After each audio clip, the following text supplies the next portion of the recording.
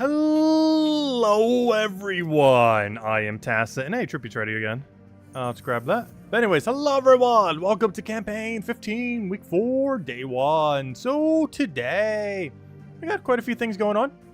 The most noteworthy thing to probably mention is the Festival of Feathers has started as of today. A lot of great rewards to be getting. We'll throw down our 50 gems and start getting our battles in there. Slowly but surely, we'll get everything.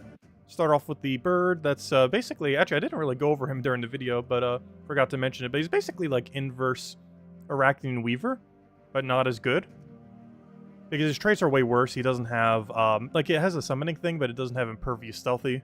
And it does its true damage to the first 2 enemies instead of the last 2. Instead of webbing, it does attack reduction, though only to the 2 that it hits, not to everything. And it gets to create a bunch of purples, which, you know, is kind of similar to Arachne Weaver doing its explosion. But overall, it's basically his weaker Weaver. Very few situations you'd ever bother bringing this out, but it's not horrible. It's just probably not too good. Like, it's not a bad troop. It's just not one you would use too often unless you really need a very specific true damage team to kind of put it together. Not a restriction on a given week where it comes into play, because those restrictions definitely coming into play a lot more as far as using weirder strategies. He's just been opening up a lot of stuff. Like, I felt like some of the teams we had to build this week for, like, Underspire and such. Like, when would we ever use Aquaria and Calica as a primary damage source? But hey, this week, it's actually viable too. We don't really have much of another option. Like, there are a few others, but, like, there is not a lot of good damage outputs from Nexus. And, yeah, so we have to use some of the, ones we'd probably never really use. I almost feel like putting Nexus Portal with another one. I mostly just put that there because backup plan for the super later range, just to make sure you don't lose.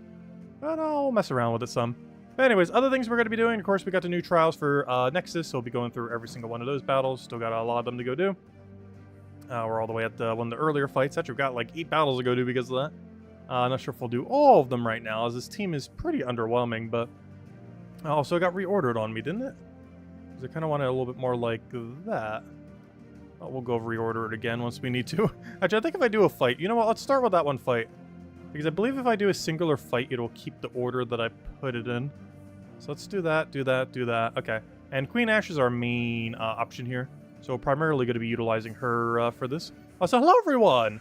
Let's start from the top. Hello, Bill! Hello, Daddy Shark! Hello, Supernova! Hello, Mr. Z! Hello, Nightmare! Hello, Roman! Hello, Bill!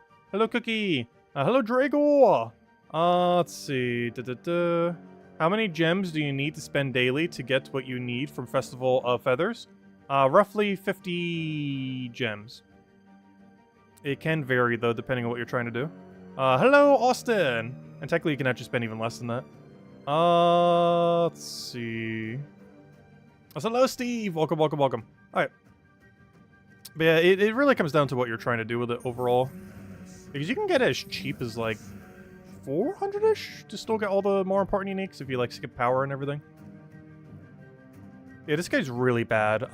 We mentioned that when he first came out, like how bad his ability is compared to other things like Azuris, or even her, for example, compared to Shaylee. Because we compared it to that and Azuris, and his ability is just so bad. He does basically what Azuris does for double the mana cost, but it does the Uber Doom Skull instead of normal Skull. And if you even compare that to other special gems, like, this thing only has a 10 mana cost compared to his 12. And I would say hers is better. Like the Elemental Star to do stuff like that.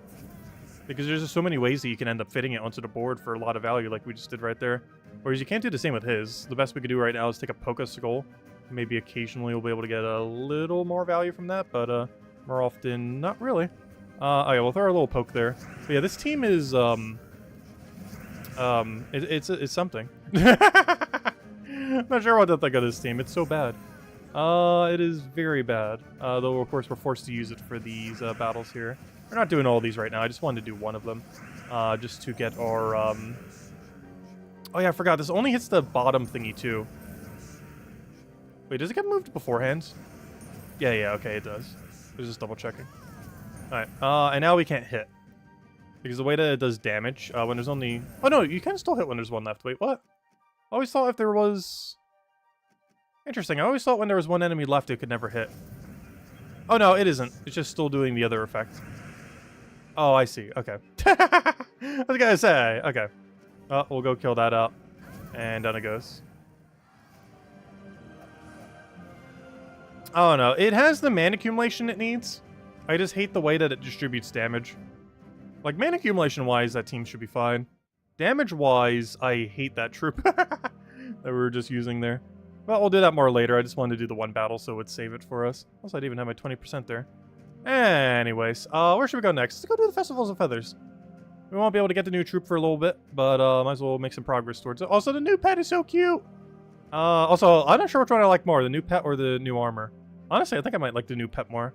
Also, I don't like the male version as much. I prefer the female look for this outfit for sure. The I mentioned it last night, but the feathers on the male one is too rounded, whereas on the female one it actually looks feathery. Anyways, let's go buy our 50 gems, and let's go and do this event. I don't think I have my team saved in here yet. No, I do not. So let's go grab it from the video. And of course, as per usual, we covered a video going over all the teams for the week, all 10 of them. And that's not the one I need. I do have them all names. Festival of Feathers. Okay, this one we made to scale to the upper range. What do we have for our lower range right now? You know, I'm about to build a middle range. There's the low range, there's the high range. Let me go build a middle range because we need some good AoE spam for this super early section. So we're going to build one from scratch. Alright, because the one I have for my high end is quite literally for the high level range. The one I have for the low end, you could use for any range, but it's going to be too slow when we have like every option in the game. Behemoth. Oh yeah, we have Chalcedony. There's just any brown restrictions, so we're allowed to use anything brown team related. Oh, if that's the case, wait. Let me just bring out Guard. I would hate to show this for the billionth time during the video, so we didn't. However, you know where we're going. The only problem with this is that there's no good Empower off of just pure brown. We can't use like Harpy Mage or something. It's one advantage this team has when it's using Underworld is there's generally a good mana accumulator it can utilize. We can't quite do that for this. I could always just have anything that has Empower. Is there an Empower Brown Link? There is. I'm actually going to use this for a weird strategy I haven't done in a while. Mostly because there's so many mana accumulators these days that you don't normally have to do this. However, in this particular context, it might actually work out quite nicely. But what we're doing here is utilizing Soothsayer for the fact that he's Empower plus a Link. I used to do this like way back when. We haven't done this in probably like 5 years. However, there is a weird strategy that you can do when you use something that has Empower and a Link. There's only a few of them in the game, but Soothsayer is one of them. And in doing so, we now have the extra mana going into our brown. You know, whenever we take brown, we get more. But because he has Empower, he's not actually blocking anything. So we are gaining his +1 brown link, so whenever we take brown, we get more mana, while simultaneously not blocking our brown at all. Anyways, do that, one shot, rinse, repeat, and that's the whole plan. Alright, let's see. Also, if we're running this, we should probably be running armor, but then again, I'm not even going to bother switching it. We're going to have so much damage today that it doesn't actually matter if we run armor. So I'll just leave it as is. Normally you would want to run armor for guard, but it will not make any difference for how low level they're going to be today. And probably for the next few days. Hello, Key Collier. Hello, Tyrion. Also, I saw your message earlier, Tyrion. So hello, Logic Slayer. Welcome, welcome. Hello, Chad. I didn't reply back, but I did see it. I'm not sure why. I sometimes do that on Discord, where I'll like read someone's message and then forget to like mention that I've read it in any way, shape, or form by not replying back at all. Not sure why.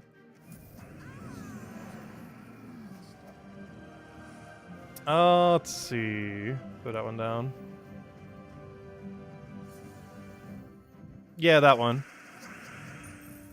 Oh, okay, we'll take that over, get our brown. Somehow not full mana despite the billions that we have. So we'll do that, get full mana. Wait, why did I cast the first guy? The whole reason for having two is so the second guy casts, not the first one.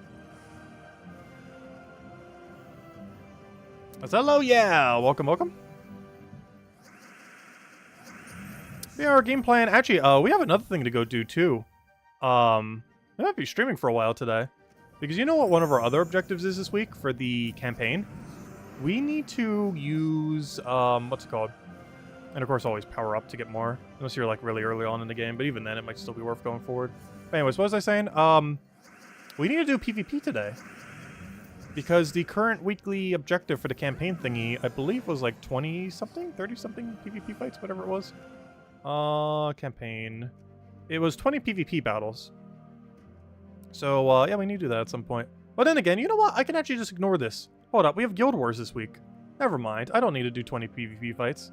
I just need to wait till we do Guild War, and then we'll get 20 wins over the course of 5 days, because unless we win every single day, it'll take more than before.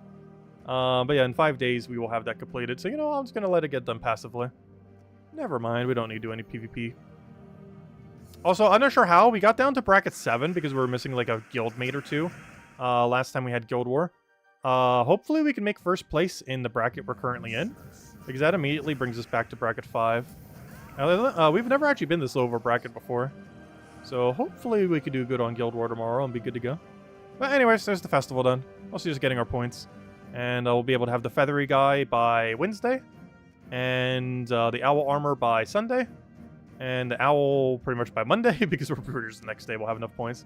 Have it max by like Wednesday, I think. And then power orb by some point before the end. Anyways. So, of course, we do have Underspire, too. Gosh, there's so many events going on these days. Like, right now, let's see. We have Festival of Feathers, Underspire, technically the Feast of Beasts, though that's mostly just a calendar thingy, with a free thing at the end. We have Guild War, well, as of tomorrow. We have our raid event. Speaking of which, let's go to the raid event. So, as far as raid is concerned this week, it's a bit of a weird one. Of course, one most noteworthy thing. You do have to use the raid troop now. I'm pretty sure most people already did this, so it's not really that big a difference. However, you are forced to have to use the raid troop now. Otherwise, you get half as many points. Well, technically, we're getting the same amount of points, but, you know, compared to what you could be getting, you're getting half as many.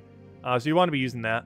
One other benefit of this is it has twice as much magic, which is actually pretty notable for the Raid Slayer. Because now, one thing that you can't do anymore is your weapon is also restricted based on the kingdom. Whereas before, you were allowed to use any weapon from any kingdom, meaning you normally use Mang, Rope Dart, something similar with armor tier to synergize with it.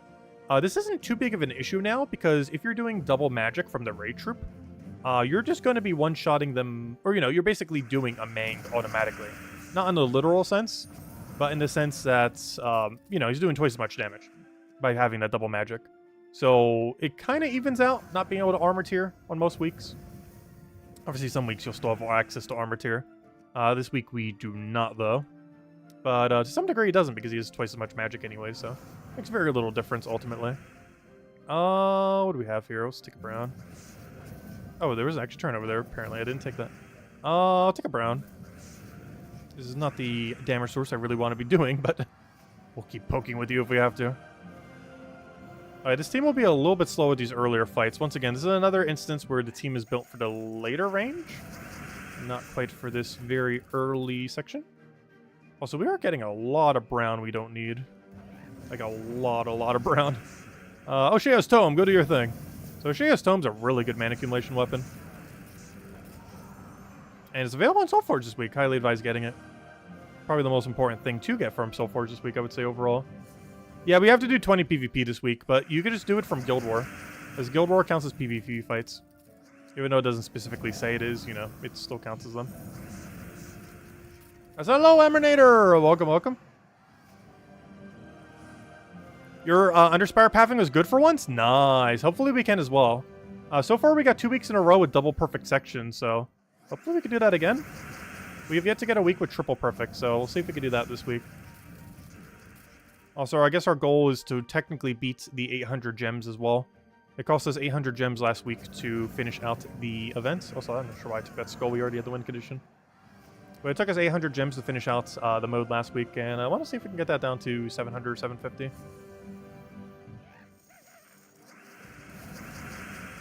Alright, let's see. The only problem with that is you can't really, like, slow down your speed too much until you're, like, all the way in the final section. Because you don't know if you're, like, second to last, or last section will be very slow. Alright, let's go for this. Get our pokes. All dead. Win. There we go. Right, first stage done. Second stage, and then we can kill the raid boss. Also, one weird thing about this raid boss this week. I forget if I mentioned in the video earlier, though I was thinking it. But I think I forgot to ultimately mention it during the video. But we don't get to fight the Catharix guy. It's kind of weird because, you know, that's one thing they changed in the most recent patch, is now there are 6 more bosses you can fight that aren't any of the 6 Zolgoths. It's all 6 versions of the Catharixes. But I find it a little bit odd, because the very first raid event we've had since that change is still Zolgoth. So I guess maybe they're just doing one last Zolgoth before they switch over to the next format, or what's going on there. But yeah, it's kind of weird because we have Zolgoth instead. And this could have been the first opportunity where they, you know, do the other one. But they didn't for some reason. Not fully sure why. But hopefully it's the last time we see Zolgoth for a while. We can start to see the other guy. Doesn't make that big of a difference, but curious to see like what kind of effects it gets. If it's like drastically different than Zolgoth, or just kind of similar, or how exactly it goes down.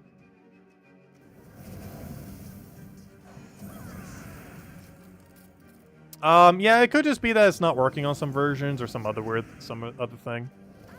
But yeah, I'm pretty sure it was just not working properly or something. I'm not sure. But by the time we have raids next, I'm pretty sure we'll still get to see it. It just didn't make the cut for this one. Like, that was one of the newer features in the most recent patch. Not a big new feature, but you know, new feature nonetheless. Is that we have a little bit of diversity in raids now, since we just won't see the Zolgoth every single time. Of course, the diversity of only 6 more enemies that will appear, only 1 per week when it does. So it's not that much more diversity, but you know, a little change of pace compared to always having to fight Zolgoth. This time around, we still got Zolgoth. One thing that they should do now that they have 2 of them, and it will also leave more room for adding more into the future, instead of having only 1 version of the enemy, they should keep adding more enemies, but give them all of their versions. Like, for example, 1 week, we'll have to fight all 6 versions of Zolgoth. The following week, we have to fight all 6 versions of Catharix. And then, you know, and by week I mean month, because, you know, they're 4 weeks apart. So, like, 1 month, let me say month then. So 1 month we have to do for the raids, like, you know, Zolgoth, all 6 of the Zolgoths. Then another we could do, like, all 6 of the Catharixes. And then another we could do all 6 of, you know, some other one that they add.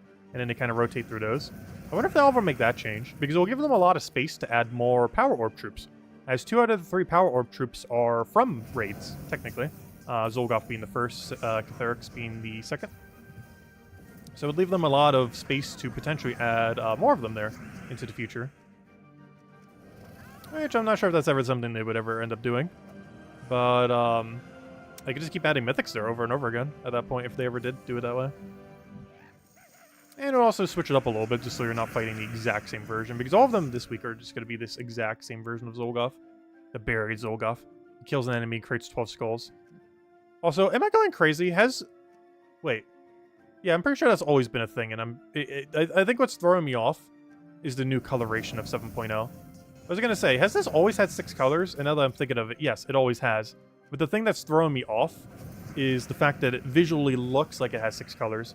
Because I'm so used to seeing Zolgoth, even in the new format, only having 3 colors. So it's a little bit weird seeing a 6-colored rainbow Zolgoth on the enemy team. He's always used 6 colors in this mode. But he's never had this banner of 6 colors next to him. He's never had a rainbow flag next to him. It's always just been normal. Yeah, I think that's the main thing throwing me off there. Because this is the first time since the visual change that we've ever seen a Zolgoth that's 6 color on the enemy team. Is Catharix good in Guild War defense? I'm not sure how to answer that question. This is the first Guild War since Catharix has existed, right? Well, there's one way to find out. I would say yes, actually. For one reason. Generally, win rate in Guild War defense is very low. And the things that tend to win are things that can sporadically get a lot of value out of nowhere occasionally. And Catharix is really good at doing that. That is the one thing he is really good at. So you know what? Yes, he probably would be okay for Guild War defense. Just because when he actually works properly, he will probably win. He won't win that often that way. But when he does, he will win.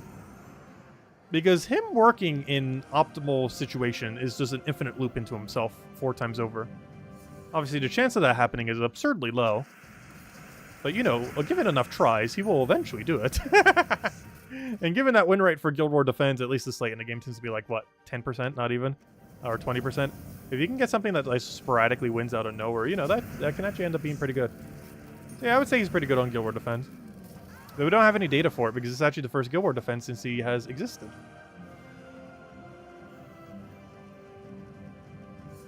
So we know, like, in theory what he could do, but we've never actually seen it in Guild War yet. I'm pretty sure we'll see our good fair share of them this week. We'll see Zolgoth Catharix teams. We'll see just Catharix with, like, Iron Gut teams. We'll see other weird things. Though maybe not, because we're in bracket 7, so I'm not even sure what we're going to see. We've never been this low of a bracket before. I assume it's pretty similar to what you would see in bracket, like, 3 or 4, though. This is the lowest bracket we've actually ever been in as a guild. We went from winning the first ever Guild War to first place in the first ever Guild War to now bracket 7, the lowest we've ever been. Well, we'll probably get back up. Just one first place win in our bracket, and we're already back in top 5.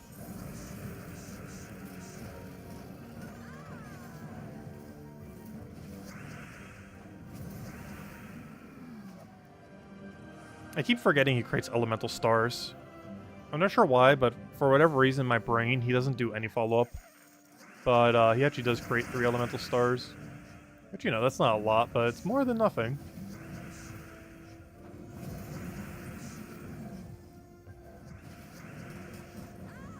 I wish his troop was useful.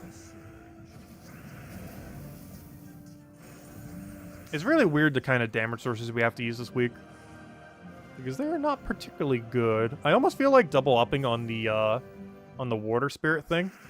The problem with it is I only own 1 copy, so I can't actually double up on it.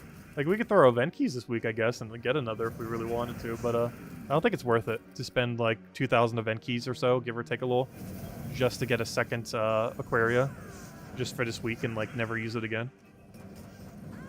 Doesn't seem worth it. Because I feel like double of either one of them is better than one of both. But I only have 1 copy of both because they're generally considered pretty bad mythics, so I never bothered getting more than 1. But this event week would actually benefit, both for this and Underworld. Would both, and not Underworld, I mean Underspire. That's so confusing, Underworld and Underspire. But, they both would benefit from having 2 of the same rather than 1 of both. Oh, 1 of both is still fine, so we're sticking with it. Because they get better boost ratio from it.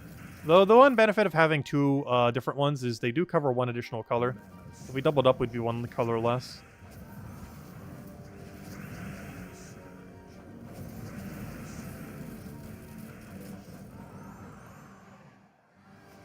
It's because there's so much going on.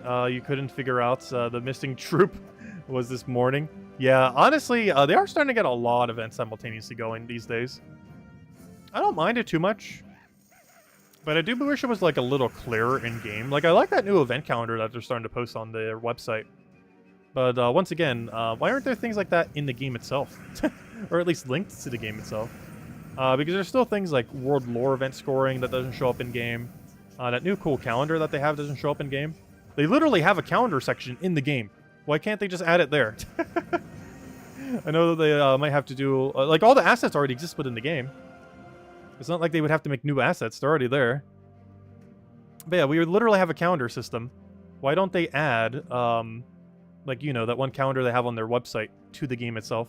So you know what's happening every week, every day, everything. Because nowhere in game can you check it. And they literally have a calendar tab. And the calendar I'm talking about is this one over here. If you go to, where's web browser and all this? I'm not used to the new Steam layout. There we go.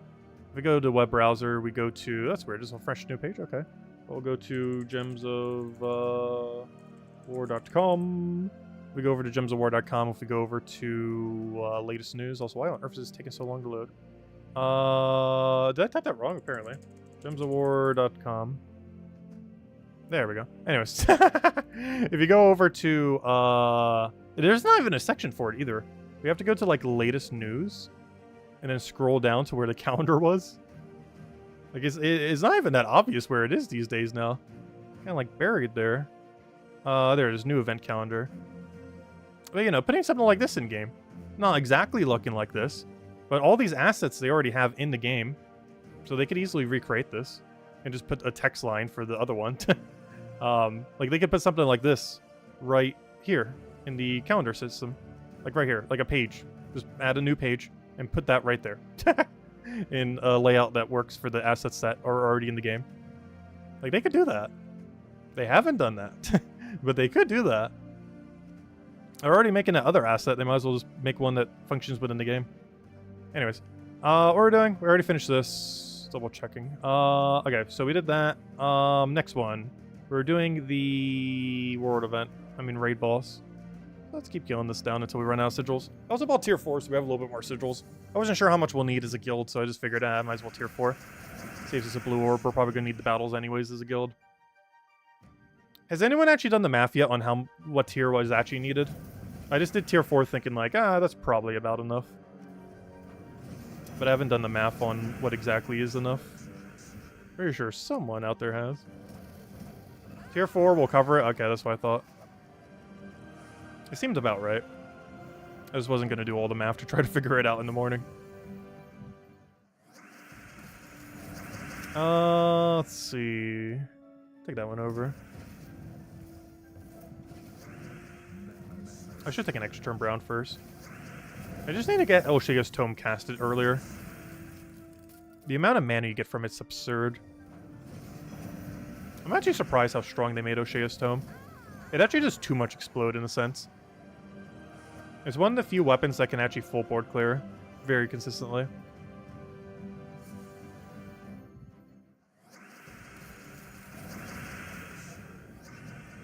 Let's see. Oh yeah, you do get an extra 10 from the golden battle.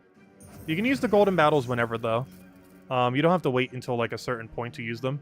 You get the same plus 10 bonus from them regardless of what point you use them at.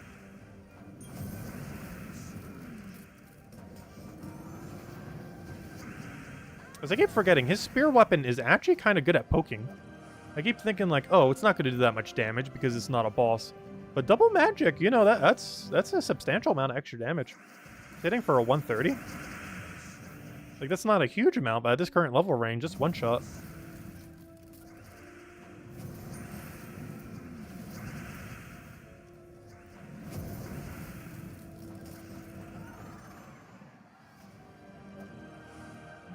$450 for the weapon campaign. Did anyone else receive it?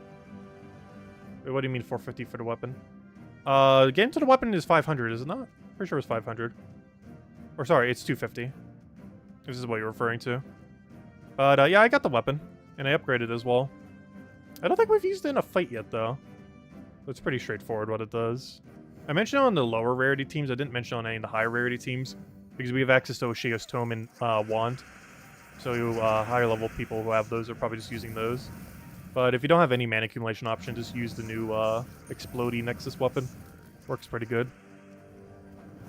I'm sticking with Elshea and Wand for most everything this week. Because we do already have them. Oh, I'm going for the Heavy Splash. I was supposed to kill you. I was expecting that to do slightly more damage than what that did. Oh, the campaign 450 weapon? Oh! You meant from the thing. That sounds about right. Generally, whenever you try getting those campaign weapons early, they forget to code it properly. So that sounds like about something they would do. So yeah, I see what you mean now. The weapon that you get from the paid side. But yeah, I'm pretty sure it's just glitch. Sometimes they forget that people bought the bigger pass. But yeah, that's happened quite a few times now. Why is that still happening?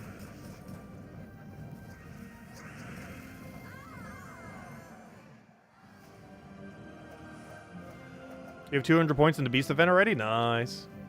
Yeah, I personally don't tend to rush it down.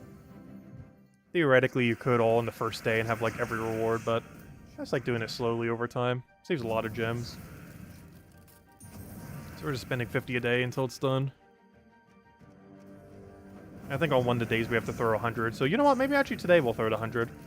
Because I forgot to have enough. I think one of the days you do have to throw 100 to be able to get the power orb at the end. And it makes sense to do it earlier on rather than later on.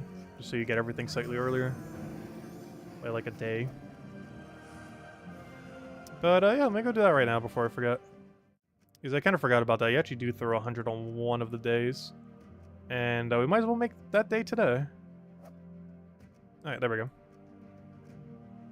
Yeah, we're still using the same team. Quick Kill Guard's Avatar, just in the weirdest format ever. But it gets the job done. Alright, we'll take our mana. Get all that going. Oh, you know what? I should have just taken the brown. It would have been enough. Keep forgetting we have like plus 1 billion brown on this team.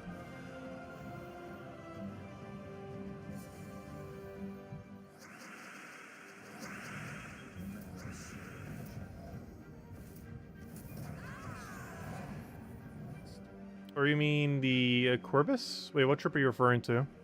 That one water spirit thingy? Because we're using that for quite a few things as a damage source this week. Mostly for the Nexus locked events. Because the 2 mythics are by far the bigger damage sources for the week. Oh, I was about to destroy that thinking I could. Never mind, whoops. Oh, the weapon! Yeah, that one weapon apparently seems to be glitched. And that's not being received by people. Which tends to happen a lot with the extended rewards for some reason. I have no clue why they haven't fixed that yet. But yeah, he's talking about this weapon right here. That one. The dead, the Dread or Arquebus. Because if you have extended pass, you can get it now. But sometimes they have it, so if you get it early, it just doesn't function. Like, it doesn't give it to you. I'm not sure why they still haven't fixed that, but yeah, there's still an issue, apparently. Unfortunately. Yet another reason not to buy the bigger pass. That's still a glitch that seems to not be fixed. Okay, we did all our battles here, right? Yeah, okay. And that brings us to 200. Adventure board. Wait, what's on adventure board that we have a bigger? Ooh, we got a VIP key today. Or sorry, yeah, 2 VIP keys. Ooh, we haven't gotten these in a while. This is one of the few ways that free-to-play players, or, you know, people who don't spend money on the game, or at least not more than, what, 130, I think it is, to be able to get VIP keys. But yeah, this is one of the ways that you can actually end up getting them. Ooh, let's go use, I guess, Phoenicia Quick Kill. Yeah, nice. Double VIP keys and 10 normal gem keys. Overall, one of the better modes we can end up having. Or not modes, but rewards for the thing. Its total gem value is actually 180. Because the 2 VIP keys is, what, 90? Because I think they're 45 each. And the 10 gem keys are another 90. So it comes out to a good old 180. Which I believe is the highest gem value of anything not counting deeds that you end up getting from this mode. Technically, absolute highest would be whenever you know, get the mythic deed one. This is still pretty good. The other one that's pretty good, of course, is the 100 gem one. Which, gem value-wise, is a bit lower, but it has the benefit of being physical gems that you can use on whatever.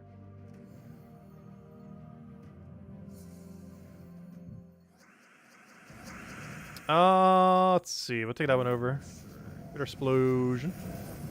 How are you? Not a full mana. 1 mana off. Come on, Shiny Phoenicia. When are you coming out? When is Shiny Phoenicia being released?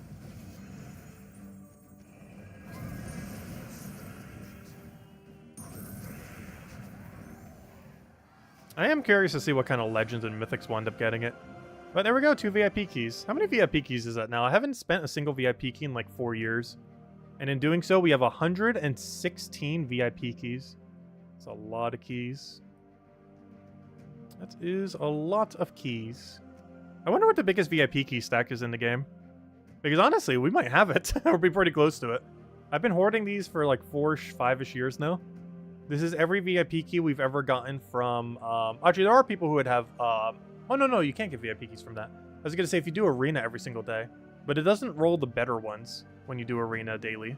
Which I don't know why it doesn't, but it never rolls the VIP exclusive ones. It only rolls the standard daily ones. Which is kind of weird, given that the value of it's already so bad, but anyways. But there's only a few ways you can ever get them. One is from the... If you ever get the VIP one here, you can occasionally get it. Though it is locked behind already having like VIP 6. And at that point, you could already buy VIP keys. So it doesn't really do much there, but you can get physical keys there. You can get them occasionally from Adventure Board, like today, for example. And the other way you get them is from when they do special events. Occasionally, they'll like give out some, like the anniversary of the game. They normally give out at least a few VIP keys and stuff like that. But yeah, it's one of the few ways you ever get them without spending any money. And we've got 116 of them. Anyways, some of those were from the VIP thingy. Anyways, so we did that. Let's go finish out raids because I keep getting distracted and bouncing around to every single mode right now. Let's go finish out the last of our 8 to 10 raid battles, or maybe 12. Don't know how many Vow Ravens we have here. And then we'll go move on to, I guess, Underspire? And then we need to go do some trials. I don't think I'm going to do all of trials today. Because honestly, this might be one of the most annoying trials we've had for a while. But who knows, maybe it's not as bad as it seems. It might not be that bad, ultimately. I'm sure it looks kind of bad.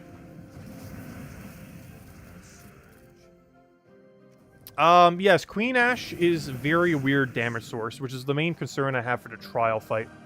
The way that Queen Ash distributes damage is really annoying. The amount of mana accumulation we have seems fine, though. But the way that we have to use her as a damage source is just kind of not ideal. I almost feel like putting the Golem even further back instead of using it even remotely as a tank and have him support the damage.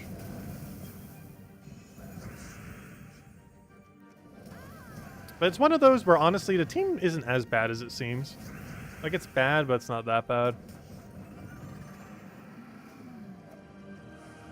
A lot of them have been like that for trials.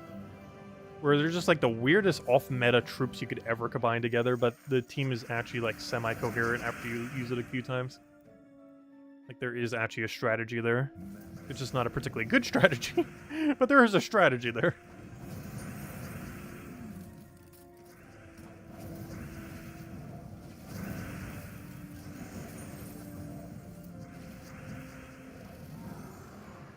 But I do like that these modes are making us use some of the more off-meta troops. I actually do like that. Combined with the fact that we're also getting more loot for it, which is definitely the better part of it. Because, of course, we get those good old shiny keys. We get a pet orb. We get an extra major orb. Which, honestly, has overall made Vault events, or not Vault events, Bounty Hunter events seem a little bit less enticing. Because one of the benefits of Bounty Hunter events before was like, oh, it's one of the only modes where you can, or actually it was the only, at one point, the only mode where you could gain a guaranteed double major orb. But now you do that like every week now. From just Rage, Invasions, Tower of Doom. Because those extended rewards that they have, you get a second orb from it. So Bounty Hunter is not unique in that regard anymore. Because Bounty Hunter did not get any buff to its rewards. It's still worth it for the max troop and everything else. And just the base loot that you get. But it didn't receive any buff to its loot. Another one that's a little bit weird like that is, I believe, World Events, of all things, did not get any rework. We haven't had a World Event since 7.0. But last I recall, based on the patch notes, World Events did not get any buff as of 7.0. Meaning they still have the exact same reward system as before the update. Which is a little bit weird, because that would make it the only weekly event in the game where it did not get a reworked reward system.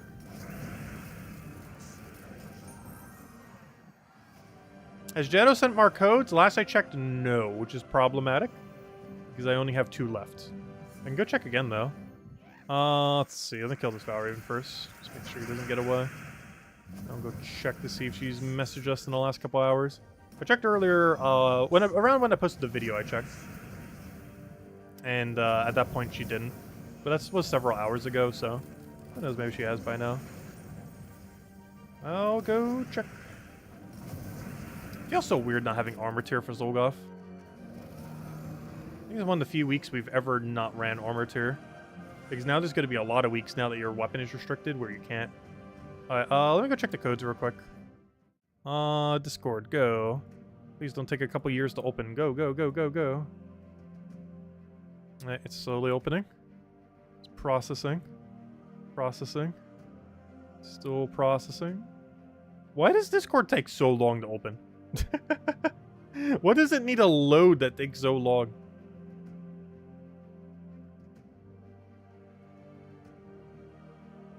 There it goes. I have a couple messages, though not a single one of them is from Jetto. Yeah, we should go poke her again. Let me do it right now before I forget. Let's see. Hello. How goes the codes? Question mark. I was gonna put question mark, question mark, question mark, but I'll just go with one question mark.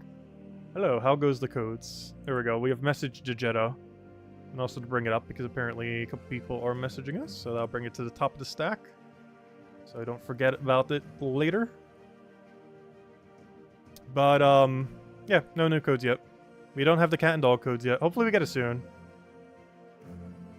Or at least any codes. I only have 2 codes left. I have a code for tonight, tomorrow night, and then I'm out of codes. So if she doesn't give us more codes between now and Wednesday night, we are out. Anyways, what we're doing. Gosh, we've been bouncing from so many modes.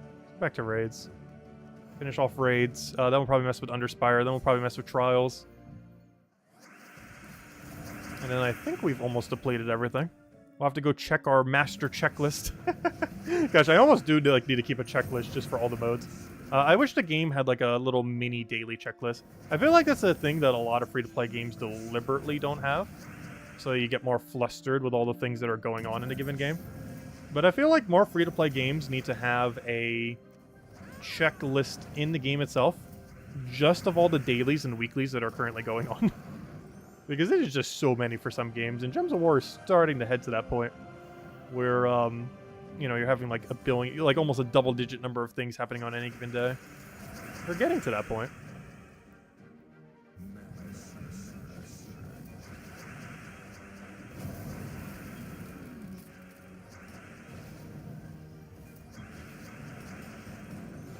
Ask them for 69 goats.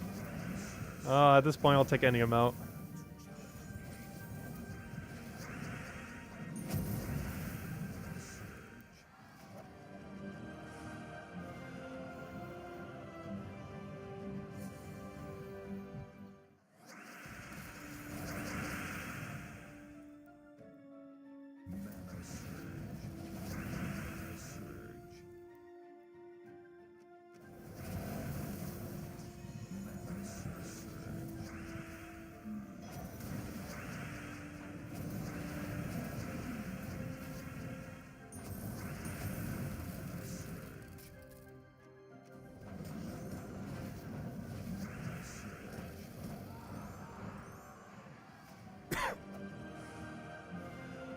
Final battle, unless we got Valraven here. Though I do believe we do get Valraven here. No, Valraven. Oh, we got bad Valraven luck today. Not too big a deal.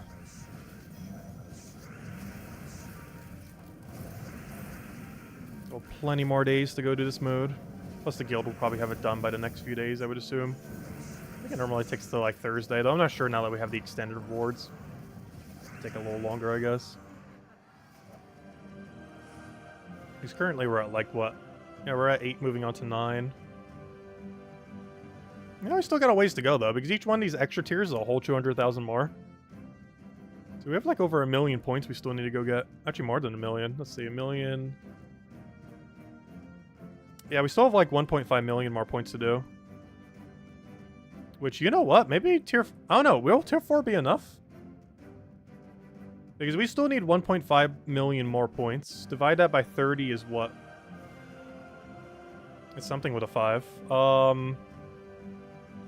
Isn't that like 50,000 more points per person? That's a lot of points, given that not a single person even has 50,000 yet. But we need about 50,000 more points per person in the guild right now. Which I guess that's pretty doable. Because this was 1 day's battles.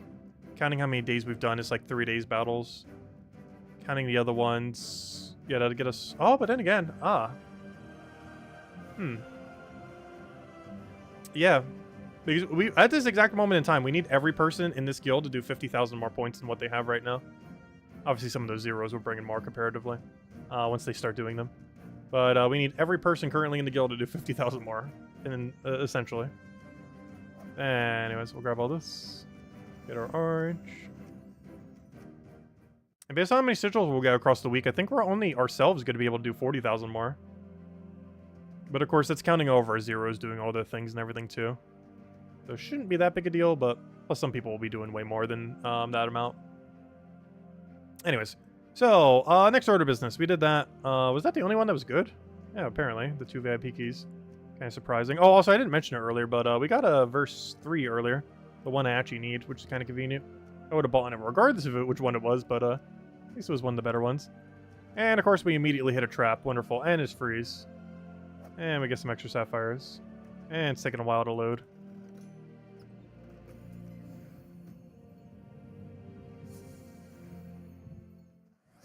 It's 1.7 million for the event. 1.7 million and 10. That's funny. Yeah, 1.7 million for the event. I just find it really funny that there's just an extra 10 at the end. It makes it a lot more convincing that you actually did the math for it. But also weird that it would just be 10 extra.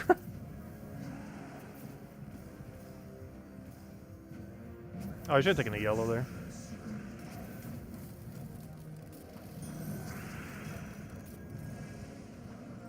Oh, come on, please. I want to see this thing just once land an extra turn. I know it's possible. I've seen it before.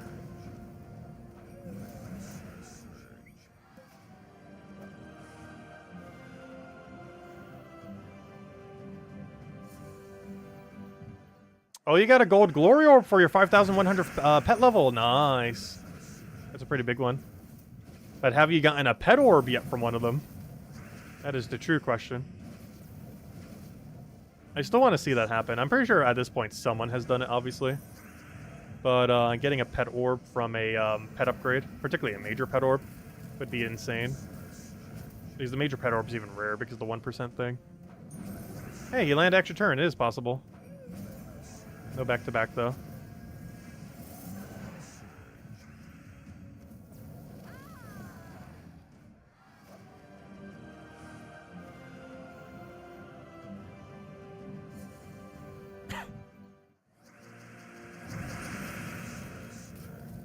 I was like, wait, why didn't we actually turn we're curse frozen on everything? That might be why. Oh, I shouldn't have let the first slot live. So much so, I'm actually killing him now. Even though we already damaged him with skulls. Also, I really should have killed Diamantina there. Now it's going to resummon on us.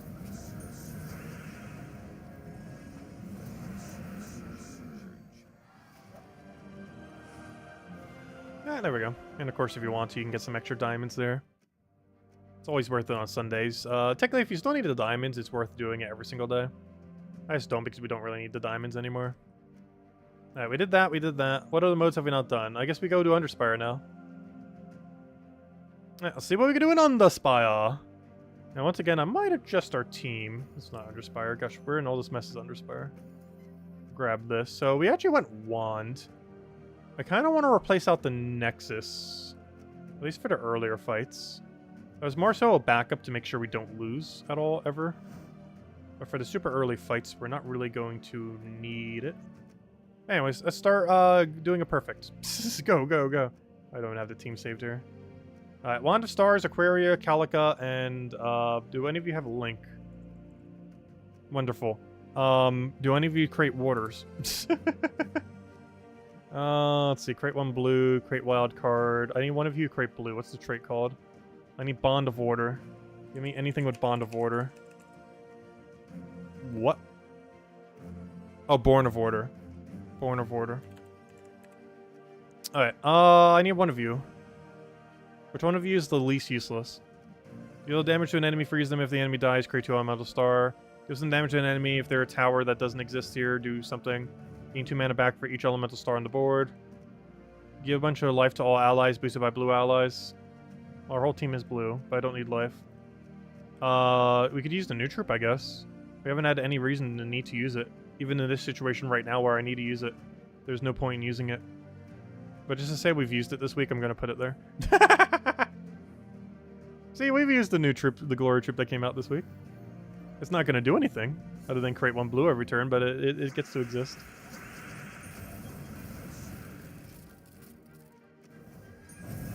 Honestly, I think I might just replace her with a damage source of anything. It doesn't even matter what, just anything that physically does damage. Even if it's poke them for 10 damage, this will still be better than whatever on earth she's doing right now. I don't know, we'll take it for the 1 blue. Alright, nothing we need here. Well, other than the lantern. The most valuable thing we could possibly get, but we'll be taking that later, of course, not now. You've been using a bunch of the teams since you discovered it last week. Pretty useful for a nice change for the 3 weapons you keep using. Oh, you mean wands. Oh, I didn't read the other part. Yeah, wand's been amazing. I was using it a lot more when it came out. I haven't been using it as much the last couple of weeks, but it's still really good. This is the first week I brought it out in quite a while now. Who knows, maybe we'll bring it back for Guild War. There was a Guild War week we used it on every single day, and honestly, it wasn't that bad. They even added it for that purpose, I'm pretty sure, to be able to counter books. It wasn't the perfect book counter, but it helped to counter books, so we'll just step in the right direction. Alright, let's see, get full mana, throw down wand. One thing I definitely underestimated with wand initially is how well it's good at mana accumulating back into itself. Like, I drastically underestimated how much 6 elemental stars would feed back into itself. It is a lot of mana. Especially because it uses all 6, or, you know, all 4 of the elemental star, but also all 6 colors, so all the destroys it does also go directly back into it. Okay.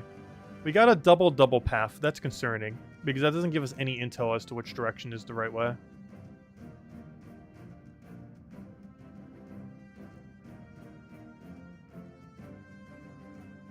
Up gives more room for it to expand, so I'm going to go upright. Because there's more room for it to go everywhere, comparatively.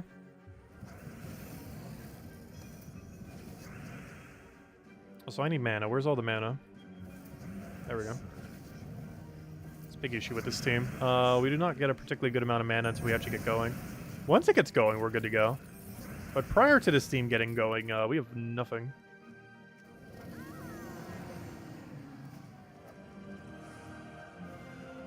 Alright, I'm gonna go right again. This looks really promising.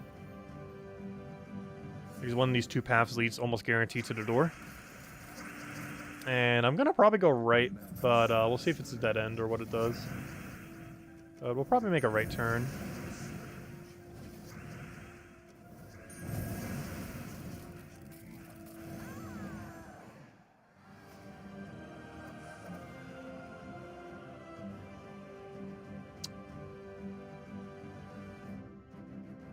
Well, we're going down. Alright, interesting. I see how it is. That does technically mean the other path probably wraps around it. But, that's not ideal.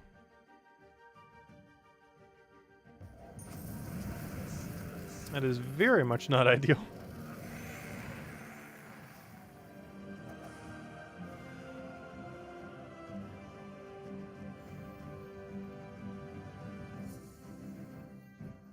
It is like yours is up left for the boss. My boss might be there. My door is definitely not over there, though. The door is going to be on one of these paths now. I'm pretty sure. Unless it is going to wrap all the way around there. It is still possible that it does. It's just after seeing that, it would have to wrap around for a long while. And while there are enough rooms for it to do so, I'm more confident that'll be down here. Yep, there it is. Alright, now to figure out where the boss room is. Honestly, I want to go down here. This double ending like this makes me assume that this is also going to be a dead end. Even though we're already 1 room scouted into it. Well, technically 2 if you count the other thingy. I'm going to go over here. But before we do, oh yeah, I didn't buy my torches yet. I should probably do that. Would kind of help if we had some torches to use. So we spend 150, like same strategies we did last week. Just hopefully by the end of it we'll spend less. But our actual spending strategy is still the same. 150 per day until we know we're close enough to start spending 50. And eventually 0. Let's see. You need mana. I don't really care if we get poked. They do 0 damage this early.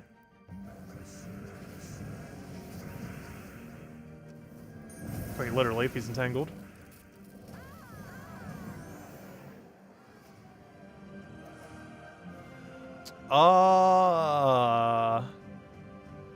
That complicates things.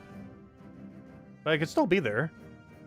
1, 2, 3, 4, 5, 6. Do we think the boss room will be right there? There are 2 locations it could be. 1, 2, 3, 4, 5, 6. So right there. Unless we double path here. If it is, I'm going up. But yeah, the boss room's probably either right there or on this diverging path. But I'm more confident that would be over here. Even though this is going to the left, which is kind of sketchy. That does mean that's going to wrap around. And we already found the merchant, so one of these sides can't be merchant. I'm gonna go test this. We'll find out. But I feel like if we go the top path, it's gonna dead end in like 1 or 2 rooms, similar to what the other side did. But if we go this way, I'm pretty sure it'll be the room. We'll find out when we reach the inevitable dead end. It is twisting around, which gives even more confidence in this direction. It would have already probably dead ended by now if it wasn't gonna be it.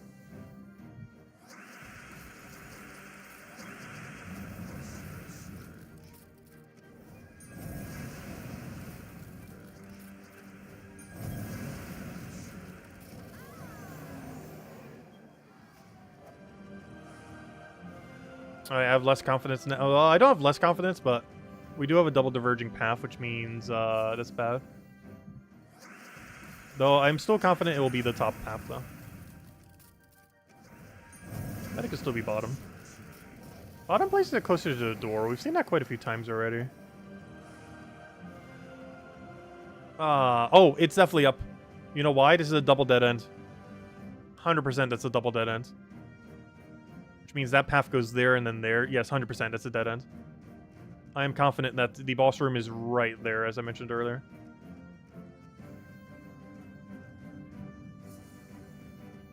Because if we go down, this double dead end, 100%. I would sooner take the top left path than going straight down there.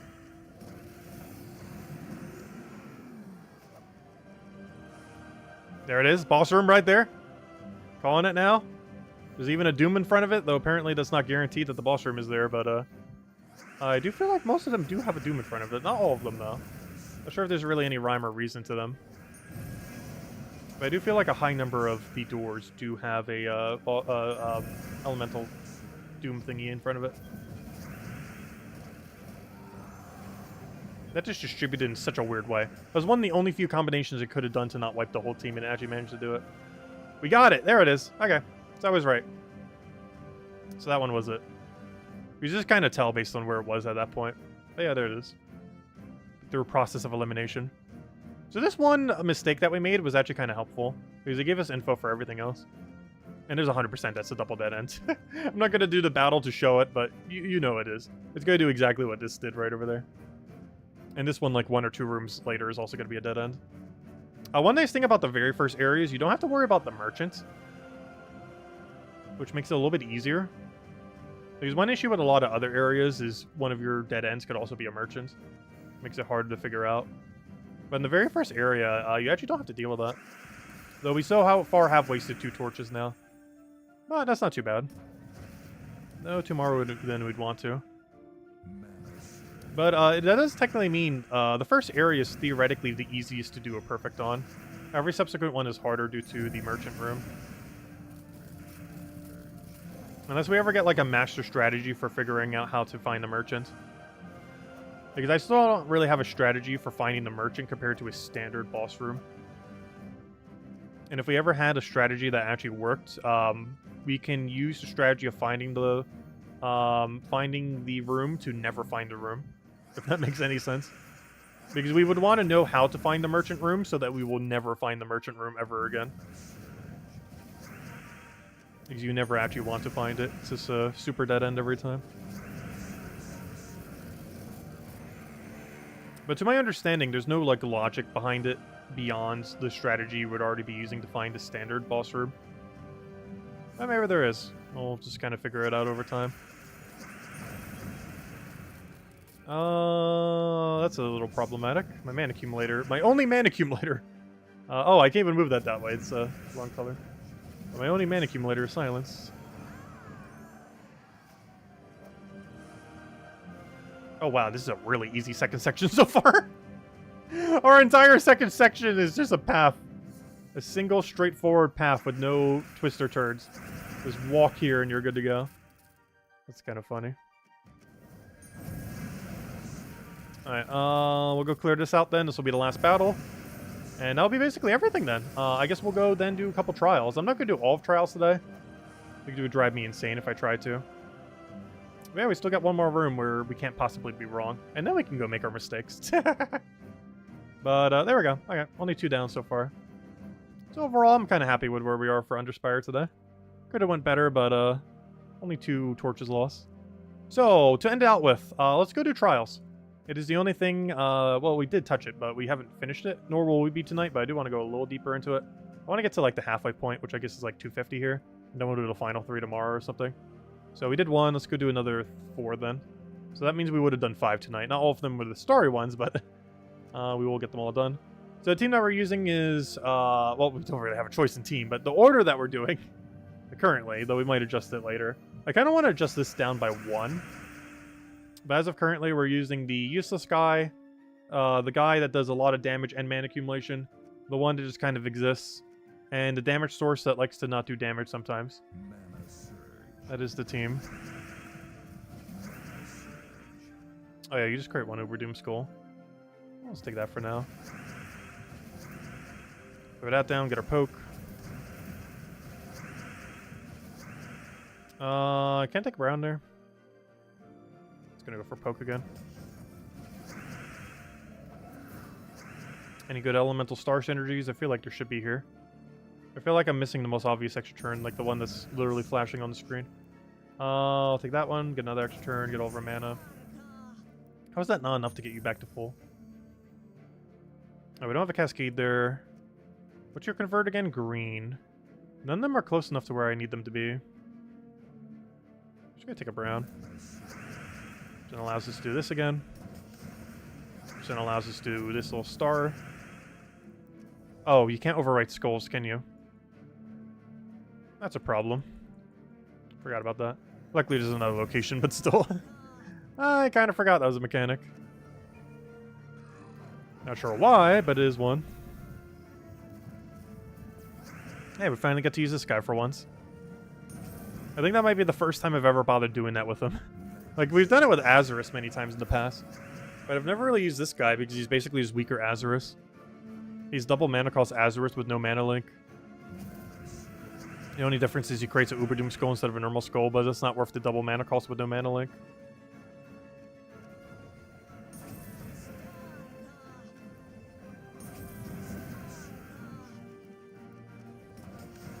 But yeah, this troop, I mentioned it when she first came out, but she's actually kind of good. But compared to mana accumulators that currently exist, she basically never gets used. She reminds me a lot of Peasant, in that she's really unique and absurdly good for what she does, but she's just power crept out by other things that exist. But she's basically the Peasant of placing a single thing onto the board, in that she has a really unique ability that is ridiculously broken beyond belief, but her follow-up is nothing, so she's never used. It is a troop that would have so much potential if it had, like, any follow-up on its ability. It's in the same camp as Peasants. Very unique ability that is very strong, but is never used because it's outclassed by things that exist. But in theory, she is really strong. It's just, she needs more than this. Like, she needs to have, like, full AoE after she does this. Or something. But she needs something extra. Let's see. So I'll take the red and skull. We don't need the red, but we do need the skull. Oh, we actually extra turned that. Nice. Well, that's enough to get everything rolling.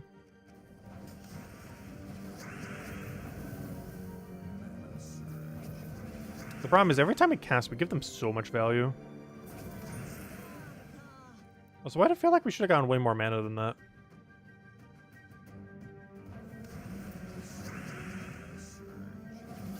Oh yeah, we never did hand out a code. Let me go do that. My bad. Enjoy. It is our second to last code. And then tomorrow we will hand out the very last shark. Unless we get more cats and dogs, in which case I'm saving it for a special occasion. But otherwise, tomorrow night will be the last Sharky code and the last code we currently have. And we're going to be out.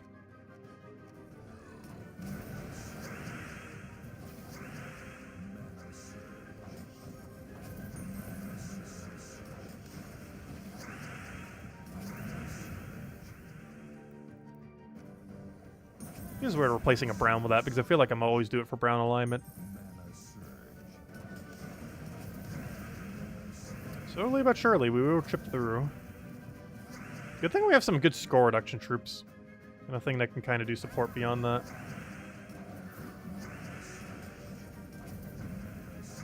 Yeah, this team is... Oh no, it does enough. It's not great, but it's kind of functioning.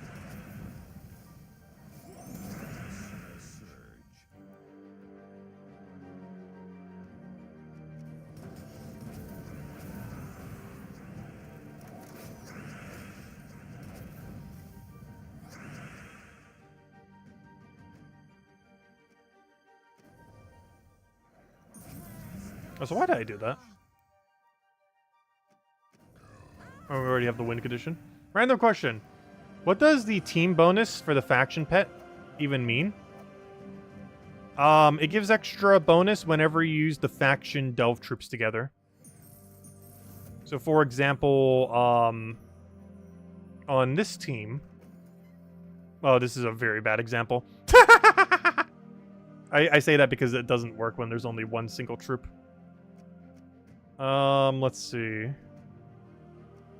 So, for example, if I go to Umbral Nexus, So if I go to Umbral Nexus and use more than one single Umbral Nexus troop, we get a bonus. So as you can see here, here are the ones for the Kingdom bonus of Nexus, but there's also one for the Underworld pet. And this is whenever you use 2 or more from the same Underworld. In this case, we're using it from Umbral Nexus. And it works the same way as the Kingdom one, except it's not as strong. But it does stack, because they're both from the same Kingdom and from the same faction. So you stack both of them together. So it just gives you a little bit extra stats for basically 3 Kingdom bonuses at once. The standard Kingdom bonus, the bonus Kingdom bonus, and the one for the actual faction itself. So you basically can triple up on Kingdom bonus, but only when you're using faction troops. And it works the same way when you use 2, 3, or 4. Though it does not work when you use only one of the same. But I use the meta for pure faction for tomorrow. But it's not that relevant because most faction teams aren't too good compared to, you know, being able to use anything. But there are sometimes we can squeeze like 2 of them into a team together. Like sometimes I think Mirage Queen with the one Empower from the same faction is used together for a little bit of bonus. But more often than not, it's used with completely unfaction things, so you almost never get the bonus. It does help when you're doing pure faction, if nothing else. If you finish every other reward, you'll have the pet. So you can get 2.25 bonus for your pure faction fight, which isn't that much extra stats, but can, you know, be enough to help. Anyways, what are we doing? Let's go finish some trials. What are we at right now? I think we're at the Starry Pet Battles now. Oh yeah, we're at the Starries. Okay, let's go do a few more. Honestly, I might just do all of them right now. We're already started, we might as well. I say that now though, but I feel like the last few are going to be so annoying.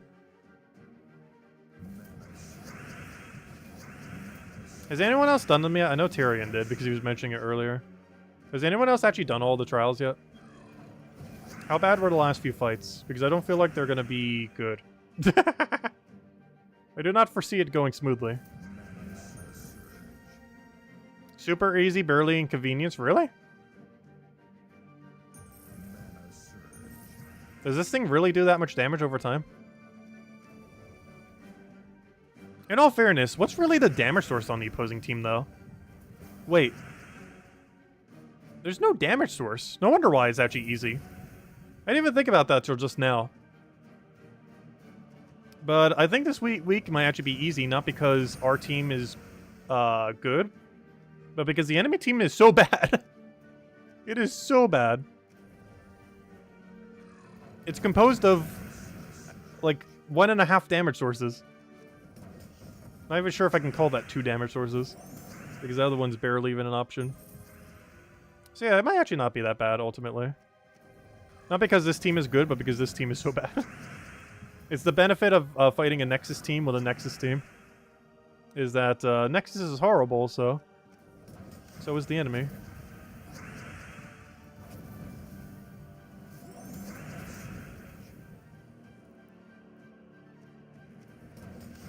It's so weird that they made such a ridiculously strong hero class for this kingdom. Yet the actual troops within it are some of the worst in existence. Maybe not the absolute worst, but you know, they're pretty underwhelming.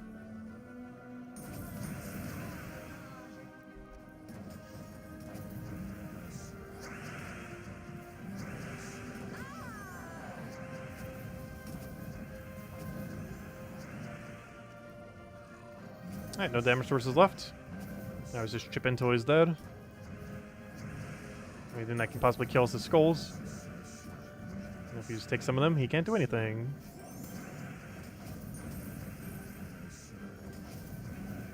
Alright, why am I trying to hit you with that? I forgot, I can't. But that can. Yes, I would like to buy the Starry Pets. Yeah, you know what? We'll go do all of them. This actually should be pretty easy.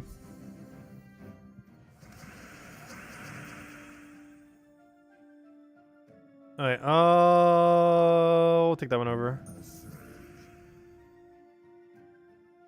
I want to cascade the other thing, but I don't think we can, so I'll just take that. This guy is so useless. It hasn't changed. This guy still does nothing. I'm literally just meat shielding him. Honestly, I should move this up by 1, because this is by far our second best troop, so I should put it in 3rd slot. Keep it safe. Because I really don't need this surviving for a while. Because this is basically nothing later on. Actually, to a degree, why don't I put her in 2nd slot and put the other guy in 4th? Ooh. We could do that. Why don't I just put him in last slot? Because he's gonna... Because this eventually doesn't do anything. Or is this will keep hitting the entire time?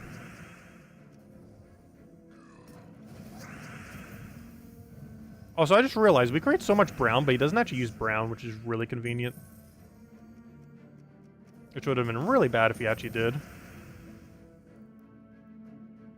That's another thing that makes this a little easier. Yeah, let me just move this into 2nd, because it's eventually going to do nothing. So it'd make more sense to have that die rather than this is a guy that will always be useful the entire time.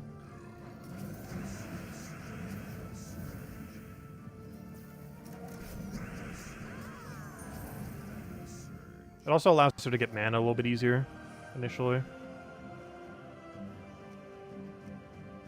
There we go, that's the team now. Technically, I could still put that other troop in front of it if I really wanted to, but we'll roll it like this. Because I could still move that up and then have her in 3rd. Honestly, I kind of do want her to die out there because she eventually does nothing anyways. If anything, she'll eventually reach a point where she's just blocking our mana where we'd actively want to not cast her. Because if there's only one enemy left, and at that point we don't want to cast her ever again.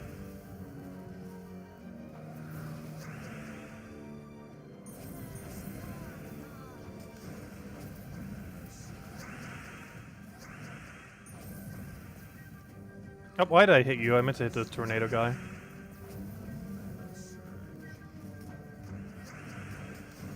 Well, mostly just trying to target the 2 that do damage. Even though I just misclicked there. The one that throws arrows and the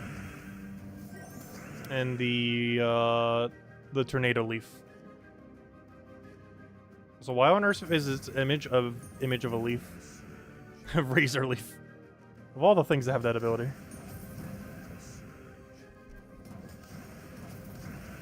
Because these 2 are by far the biggest threats. And by biggest threats, I mean they're literally the entire team. Like, there's nothing on the team besides those 2 troops.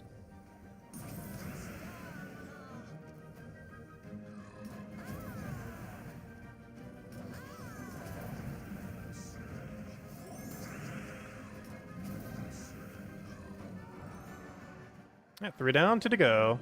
Yeah, honestly, these trials were way easier than I thought. Mostly because they don't have anything that uses brown. If they had even 1 brown user on the team, I feel like this would be a completely different story, especially if it was a good damage source that hit all enemies. But the fact they have no brown while we create a billion brown per turn is kind of nice. Because this guy creates brown. This thing creates brown. This thing creates brown. You're the only one that doesn't create... Oh no, even you create brown. Wait, they all create brown. Brown, brown, brown, and Dust Storm. And brown, but only 1 hit. All 4 of them create brown. I didn't even notice that. I knew some of them did. I didn't realize all 4 of them did.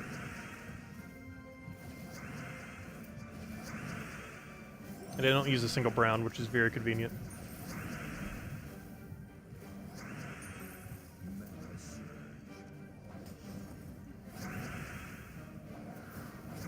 Now, where's our elemental star? There should be somewhere in all this. Never mind, we just go for that.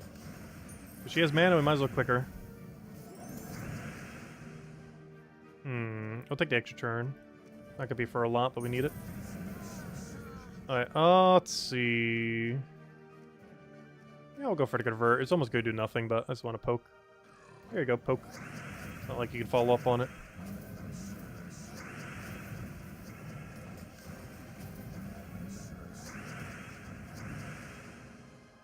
I'll take that one down.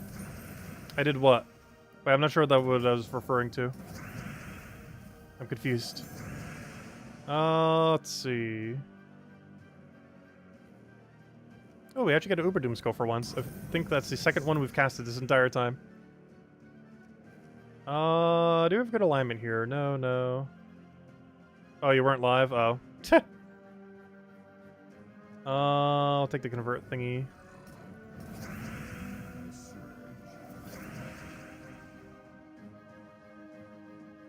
You know what? I'm going to do this just hit the other star. With the elemental star. I didn't even think about that. But we just hit the star of the giant gem with the star of the elemental star.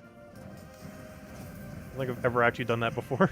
Also because you very rarely have both mechanics on the same team.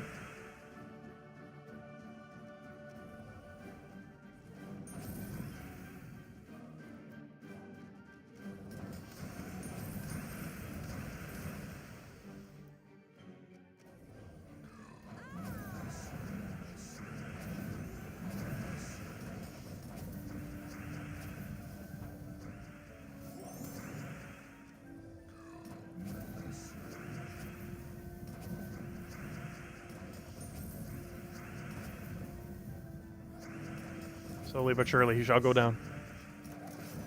I know we're at one shot range. Somehow he didn't actually kill us, though. Okay, there are so many skulls. Now, where's that one trooper when we need him? Hey, we got the extra skull poke. Nice. There we go. Another one down. And I think we're at the final battle. Oh, yeah, that wasn't too bad. That was way easier than I was expecting it to be. Mostly because I didn't realize their team not only doesn't use a brown when we're creating brown, but it also has no damage. Like, nothing on their team does any damage. Like, at all. The best they have is a scatter and a single target that both do barely anything.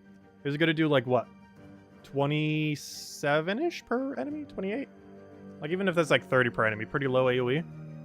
And this is, like, what, a 80-ish hit? Which I guess is slightly more threatening, oddly enough. But it's blocked by the other one, so... they both use the same color.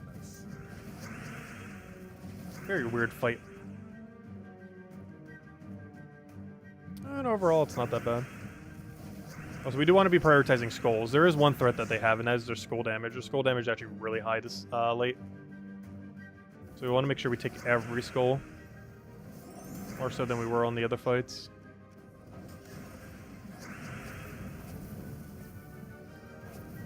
Oh, I just heard a thing of lightning. Yeah, it is hurricane season. Nothing too bad yet, but still early. I'll take that one over. Grab the pokety-poke. See if we can get another one over there. Nice, exactly where we wanted it. We'll do it again. Let's see if we can get lucky. Nice, exactly where we wanted it. You can do it again. Need a board clear first. Oh, come on, it didn't even do the thing. Alright, how about now? There's no extra turn, so I might as well just take a skull. Nice, he got overwritten, and he also didn't take the skull. Wait, was that for us or him? I can't even tell at this point whose gems are doing what. The start of turn gems. Just all going crazy. Alright, we can try for a triple. I'm gonna keep hitting this one. I'm just gonna finish this one all the way. And now there's one less damage source we have to worry about, and now he can only get mana off of, oh no, I should have tried converting there. Why did I do it with that? Because that could have been our alignment there. But now his only damage source is, a green. As long as we make sure it doesn't get that much green mana, it can't hit us. And of course we can keep poking it directly. I just keep shuffling those two around. Ooh, do we have to be careful? Do we need to keep taking those skulls where we can? Because honestly, their skull's going to be more damage than anything. Their skulls are doing like 3 times more damage than their cast ability, which is kind of insane.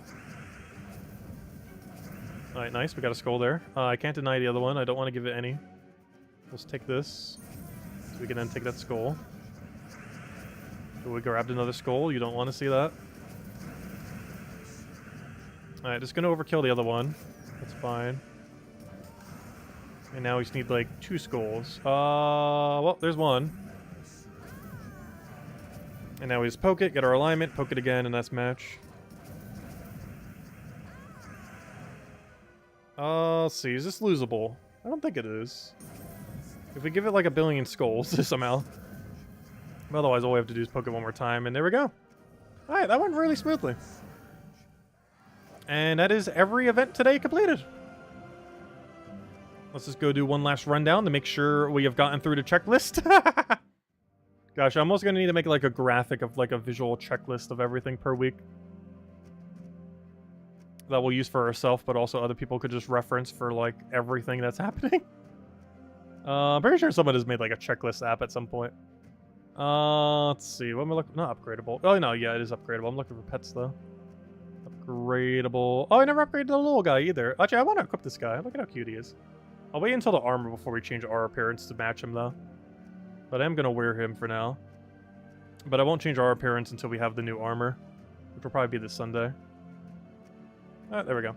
Alright, let's go and upgrade this. Get it all the way maxed. Dip into our infinite white pet food.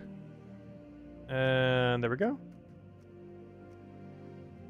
And, oh, we get an orb. Anything good from it? Let me claim the code first. So this is the second to last Sharky code. And here's everything we get for upgrading our pet. 20 gems and a orb of foraging. Look at that. We actually got something from it. Not the best one. Far from the worst, though. There we go, 73. That's not 73. There we go. Alright. Now, let's go through the checklist. So, Festival of Feathers. Done. We have spent 150 on it today. Sorry, not 150. Yeah, 150. And every other day we'll spend 50 on it. And that will give us every reward, which is 1 of this, 6 of this, and 1 of that. For the armor, the troop, 6 of the pet to get the golden pet, and orb of power. Campaign, we have finished everything except PvP, but we have Guild Wars this week, so we're just going to let it get done automatically. As by the 5th Guild War day, we better have 20 wins. So we should be good to go on that. So by Friday, we'll have that done automatically without going our way at all. These 2 are already completed without going our way at all. Next, Underspire, we have completed. We've used every torch. We only wasted 2 of them. Otherwise, pretty good first section. Let's see. Guild-related events, we did an entirety of raids, including up to Tier 4. Guild Wars, we set our defend teams. And during the video, I actually forgot to set one of them correctly, but luckily we fixed it. Easiest way to check is to make sure that this number says 12,000, and if it doesn't, then you made a problem somewhere. As all 24 of them need to be unique. And if you did, then you get the full 20,000 points. And we're good to go. We got Blue Guild War tomorrow. And yeah, I think that's everything then. We finished dungeons. Finished adventure board, or at least the relevant ones. Or a really good one too, the VIP key one. Show me their brown defend team? Sure. What is my brown defend team? I don't even know what it is. Honestly, I feel like I need to revamp my defend teams. Currently it's Knoll, Gimlet, Book, and I have no clue why I'm using Uller. Fairy Fire, Freeze. Oh! I was using him for Freeze because I'm using Thief Hero class for that weird strategy. And I was like, since I'm not running Elementalist, I needed a way to freeze. And based on what I had left, I figured, Uller would kind of work because that's Fairy Fire too. That brings Knoll into guaranteed one-shot range. This whole entire team is centered around 2 threats. Knoll one-shotting off of both ability and skulls, and Book doing Book. So we actually get to give him 2 different buffs. We get to Fairy Fire the enemy team, so that his ability one-shots. But we also get to Enrage him off of Gimlet, off of Empower. So he's going to have Enrage and Fairy Fire. You know, Enrage for himself, Fairy Fire on the enemy team. So both his ability and his skull will one-shot anything he touches. And then any excess brown, or all of our brown, actually just goes into Book Infinite Loop. And Uller can sometimes do something. He's not there to do something. He's mostly just for the freeze Fairy Fire, though. Like, that's 90% the reason he's here. His ability is not particularly relevant. And has it won that well? Not really. But coherently, the team works. In practice, not sure how well the AI does it. That is our current defend team for that day. Anyways, guys, we'll wrap it up here for now. We will be back tomorrow night and go into Blue Guild War. We'll have Blue Guild War. We'll have a faction event for Umbral Nexus. And we'll continue all the billion other events that are going on right now, like the Festival of Feathers, Underspire, all that good stuff. And start going through Guild Wars. Anyways, guys, I hope you all have a wonderful, wonderful week. We'll be back tomorrow night, same time as always, 8 p.m. Eastern Standard Time, hour and a half prior to now tomorrow. And we'll go from there. Hope you all enjoy your week. And I'll catch you guys soon. Goodbye, everyone. And thanks for watching.